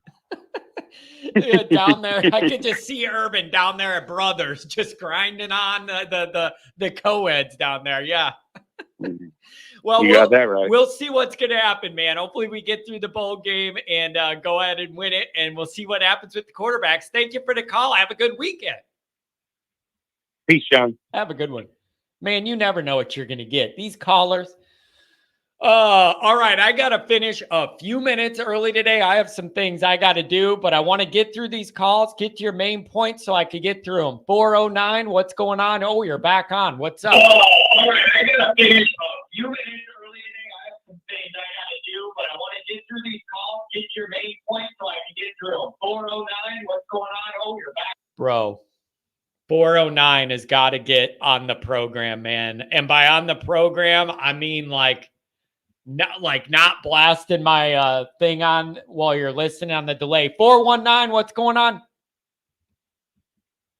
What's going on, John? Can we just have 1 week where Notre Dame fans are positive? I mean, no. We had this great transfer portal. No, week. They won't allow it. They're having a top 10 recruiting class. Some of these people, I think, just want to see me get mad every day. I think that's the entertainment, is to see me get mad every day, and they will not accept anything positive, and it's always got to be the downside of everything. And ironically, that used to be the way I was framed in this fan base, and now I'm too positive. I just can't win. I'm either too negative or too positive. Give me a break. Yeah, apparently you're a Marcus Freeman homer now, from what I've been told. I don't listen. But why can't I say I support him? I see a lot of good things with him. I want him to succeed, and he has to get a lot better at stuff. I don't understand why that isn't a fair position people accept from me. Yeah, I don't understand it either. I just want to say this. Like, I think we as a fan base need to, one, be pragmatic, and two, just appreciate the level of talent that's coming into this team. Like you pointed it out earlier, we're getting athletes that we haven't seen in Notre Dame in decades. And the coaching is still a little off, but he's still a new head football coach. I just don't think – I think we as fans have to understand that. And, you know, I hear some positives, but I think Freeman is a long-term investment here. And if we give him the time, it's going to pay off in dividends here. Yeah, it's just, I understand the frustration. We have not won anything since 1988. 93 should have been something or whatever. I understand that we have not. Well, I have all those frustrations too, but it's like we are where we are, and you can only move forward. You can't move back. And it's just, we had a good week. I just wish people would accept that. It doesn't mean everything's perfect. It doesn't mean we're winning the title. It doesn't mean Freeman's a finished, polished product. It doesn't mean any of that. It's not going to kill you to just say Notre Dame got a lot of their needs filled in the portal and they're doing a good job. And also, I Yes, they thought are. all the bitching about Notre Dame and NIL, I can verify they're doing a lot of work with that behind the scenes, and I don't hear anybody crediting them for that. It was only complaining about it. And now I have information that they're doing a really competitive job behind the scenes. Nobody wants to hear that now either. So I don't know. Yeah. Yeah. I just think I haven't seen this level of talent, the ability to recruit. I mean, even with the portal, like this is something Brian Kelly would have never done. And we have young blood in this program. We're catching up to the 21st century. And I think it's refreshing. We got a lot of work to do. We are nowhere near a national championship still, but I feel like I can see the light at the end of the tunnel. Man, it's the other thing I really struggle with is all of this heat on Marcus Freeman. I have no idea why Kelly wasn't getting it all those years. He did the same thing, got the same results. And people were okay with that for over a decade. I can't understand how all of a sudden these championship standards dropped on Marcus Freeman. But for over a decade, Kelly told you, I can't recruit good guys. We're shopping down a different aisle. We're going to lose the biggest game of the year every single year. Don't worry about it, though. Like, I just don't understand how the switch has been flipped, and now we have expectations out the ass, but nobody cared. Kelly never won a bowl game bigger than the Camping World Bowl. I don't understand it. Make it make sense. I can't make it make sense, John. But listen, I appreciate you taking the call. Been a big fan, and hey, wait, really, I got a really question. excited to see what you're going to be doing the next year. I got a question for you. Somebody in the chat is hilarious and says, this caller has a suit and tie on. I could tell by his voice. Is that accurate or not? They just think you have that delivery, that you sound polished, brother. I appreciate it, but no, I live in Cleveland, and I am quite the blue collar worker. I'm eating lunch right now. Oh no, dude, that's really funny though. That's really funny though. Just by your delivery and your voice, they thought you had some, you were laying down the law somewhere or something. Hey, thanks for giving me a call though on your break, man. I really appreciate it. And listen, Notre Dame's not a perfect product. They need to get better, but I'm just trying to enjoy the little joy I could get when I could get it. Yeah, enjoy the win. I mean, this fan base, God, we love to cry about any minor inconvenience. And, can we just have one good week? I'll leave it at that. Yeah, thanks, John. Thank you, man. Have a really good weekend. I will say this, though. He said we want to cry at any minor inconvenience. Us not winning a title since '88 is more than a minor inconvenience. Us not winning a major bowl in my whole lifetime, that's more than a minor inconvenience. I'm just saying they outperform my expectations for the portal return. Is that fair? Is that fair for me to say? I feel like they did a little better job than I thought they would do with the return from the portal, guys. Give me a break. Willie B. Artigan, $5 out. Here's $5 guys to ignore the OSU caller next time he rings. Caller, your coach carries himself like a scrawny 19-year-old. Dude. Oh, you're funny. 385, what's going on, baby? Hey, John, how are you? I'm doing well, man. I'm not letting people bring me down. I feel like Notre Dame did a really good job this week with addressing a bunch of their needs, and nobody will let me even just say that. Hey, man, they did a great job this week, man. I'm pretty excited myself.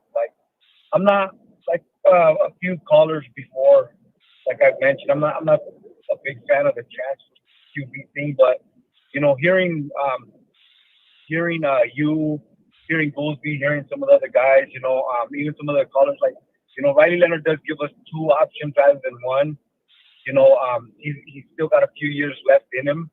Not like one and done.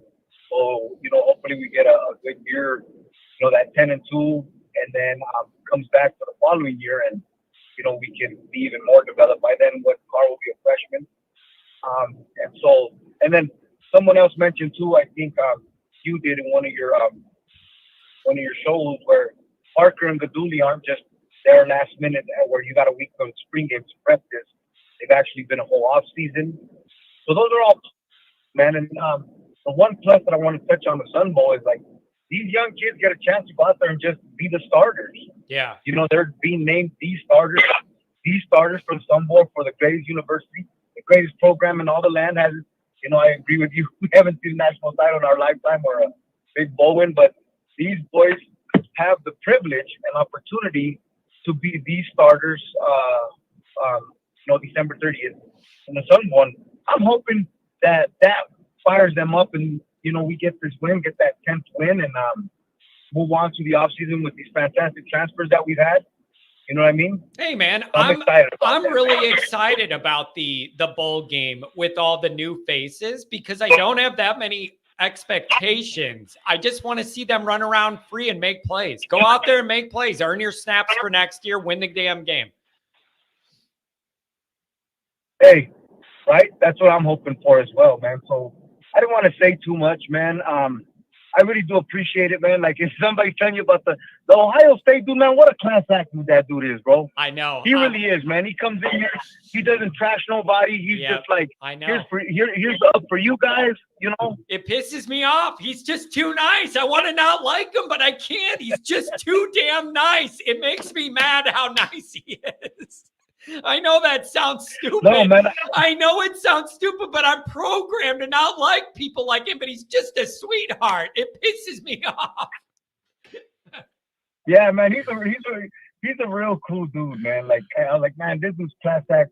A few callers ago, though, like, the only thing I want to touch base on is I know everybody's big on Carr, and I appreciate the dude that lives in Cleveland and says, I hate Ohio State, I hate Michigan.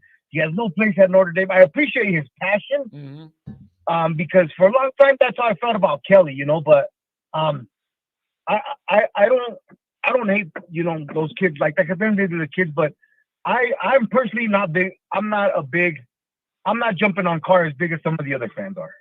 You know what I mean? Yeah. I seen that game he played against the other number 2 ranked quarterback in the country.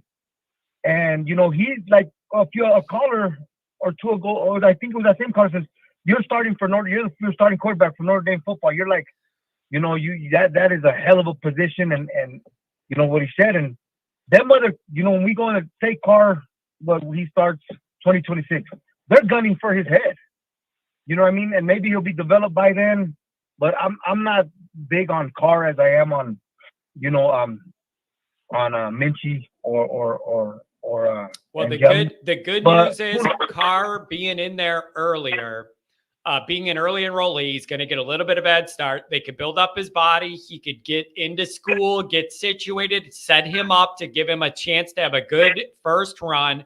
And we're just going to have to see how he develops. I mean, I've heard good and bad. We're just going to have to see. But there is a good level of potential upside there, more than what I think you have right now. So I'm interested to see how it goes.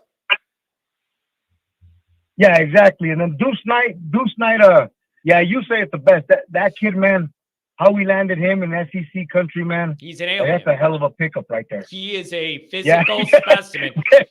He's not polished. I'm not saying he's polished. Physically, he is an alien athlete. Notre Dame does not get to play quarterback. It would look totally different than anything we're used to seeing, and I might be here for that. Right.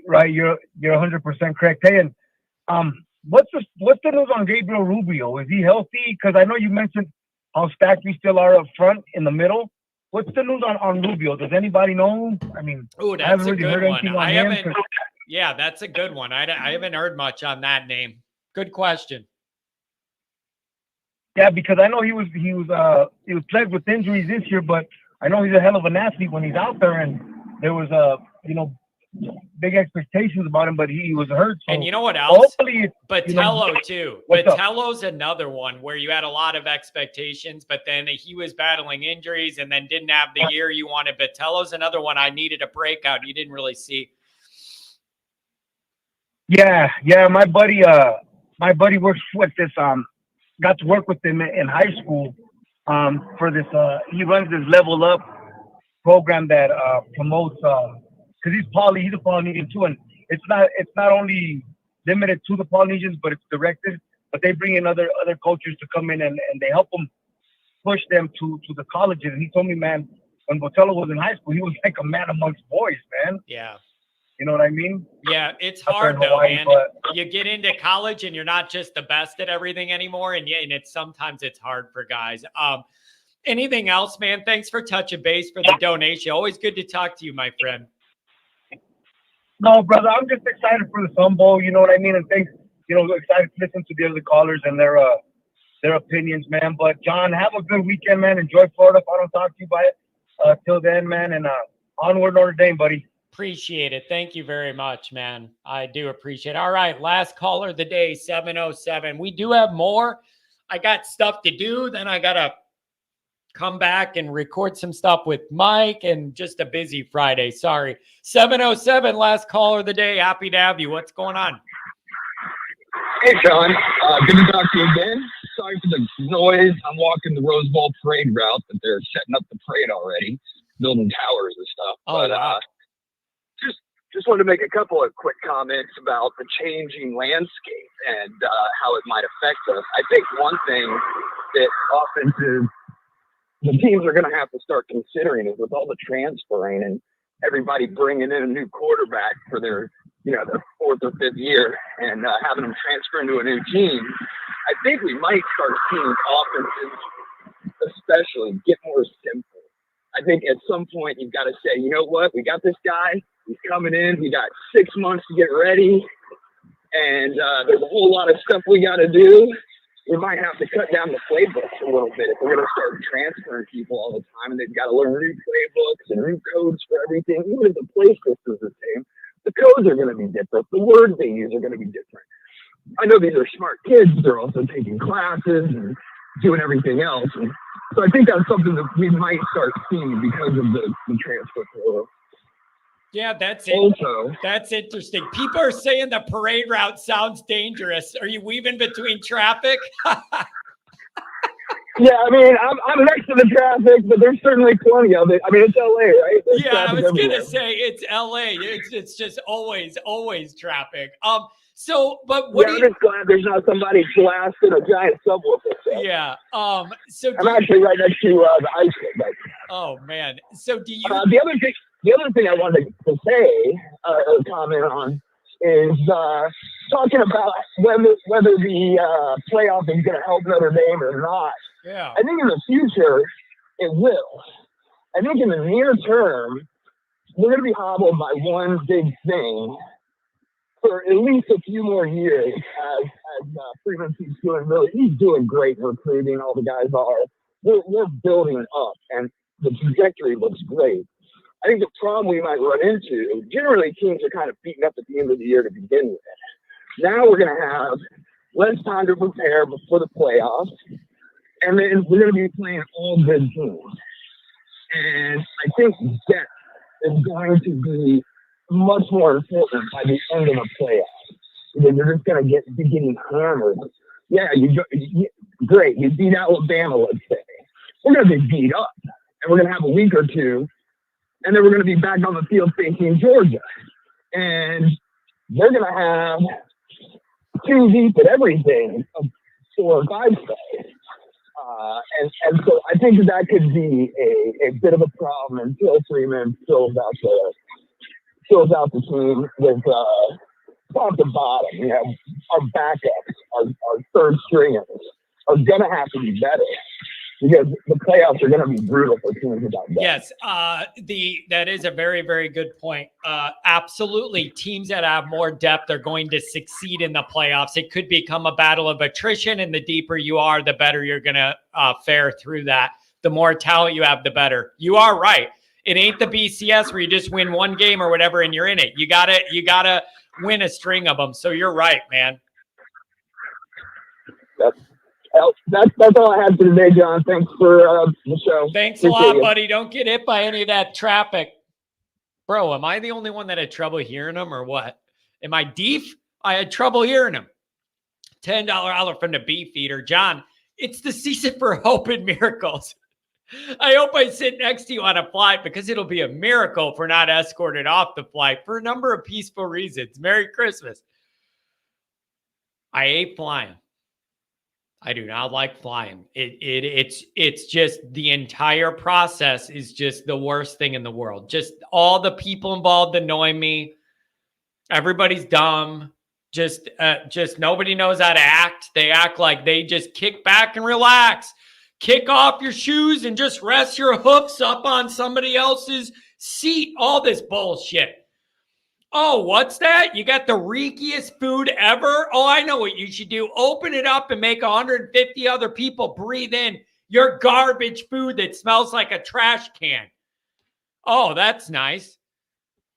Oh, what are you going to do? You have music on your phone? Oh, maybe you should just let it blast loud in the airport while everybody's waiting. Good idea. Unbelievable. And don't even get me started on all of the 400-pound women that get a wheelchair ride and get to go right in the front of the plane. And then when we get to Florida, they hop out good as new like a miracle. Their fucking legs work again. And they're running off to the beach. But at Midway, they had to be wheeled up to the front and get early access. But in Florida, Jesus healed them and they jump off the plane and go to the beach. What a miracle. I hate all these people. Hate them all. All of them. Here's the other thing these planes need. I want a partition like a limo. I'm in my seat. All of my extremities and my gut and my ass, it's all in my seat. I want to be able to hit a button and the partition comes up and right in my spot. So if you're leaking over and leaning over, it's your problem. Why should I ever be in a position to have to touch a stranger to fly? I'm dead ass serious.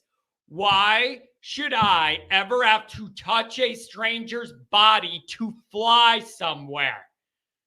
To me, I should be able to sue over that. When I got a leaker and they sit and it's just and the blob hangs over and touches me, I think I should be able to sue for assault. Why should I, the one who fits in the seat assigned to me, have to suffer? Unbelievable. All right, I'm out of here before I get in trouble. I love you guys. I love the chats. The calls. I'm out of here before I get in trouble. Thank you, everybody. I love you. Maybe we'll go live tomorrow night. Have that in your heads. Thank you.